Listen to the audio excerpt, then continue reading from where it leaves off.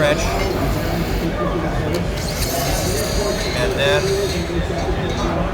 this lens squeezes it down. So if we're looking at ESPN or a football game or a baseball game, right. If you want to watch those as 16 by 9, you need a secondary scaling mode. On this, it's called 4 by 3 mode, and this corrects for 16 by 9. Now, I wish I had some content that would display top to bottom. I mean, technically, this is displaying top to bottom. It's just we got letterbox bars at the top and the bottom of the image.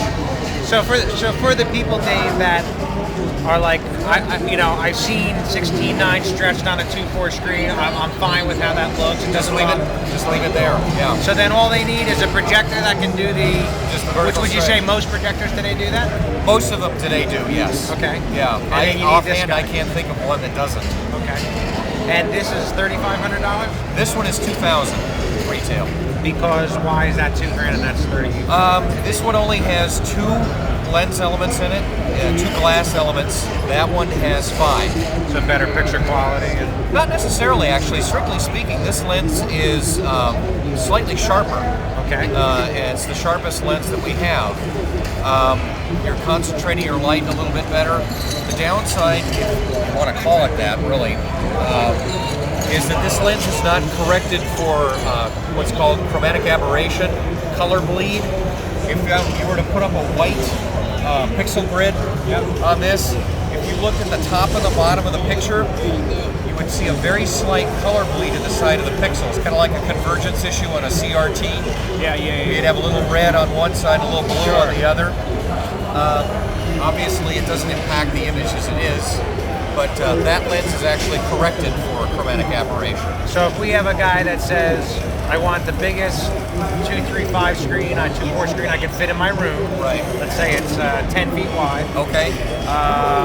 We match that with a projector, whether the projector's $8,000 or $30,000. And now we need to get we need to get something to go in front of it to fill that image, which is your product range.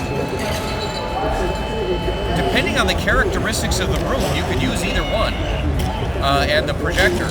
As long as the image from that projector will fit into the aperture at the back of the lens, it'll work. This one, obviously, since it's smaller, occasionally will run into limitations depending on your throw distance. This one generally requires a little further, being further back in your throw. I mean, here we're only about 15 or so feet, and this screen is 110-inch diagonal, and we're doing pretty well here. Typically, we recommend, being about 17, 18 feet back with this lens because you're not adding any width to your 16 by 9 image. You want to have the projector back far enough to be able to fill the screen. So, is there an equation between the physical glass lens and the back of this? Because we're going to mount this to a fixed mount. Right. The Chief makes what's called the Pan 2, which attaches it so you can drop it from the projector. Ideally, you just want it as close to the lens as you can physically get it. There's some considerable room for tolerance there. I mean, if you have to have it further away, I mean, because some, obviously the lens is inset. On others, the lens, sticks out of the housing and so forth. If you have a short throw situation, 13, 14, 12 feet, what have you, maybe even closer, I would recommend going with the larger lens.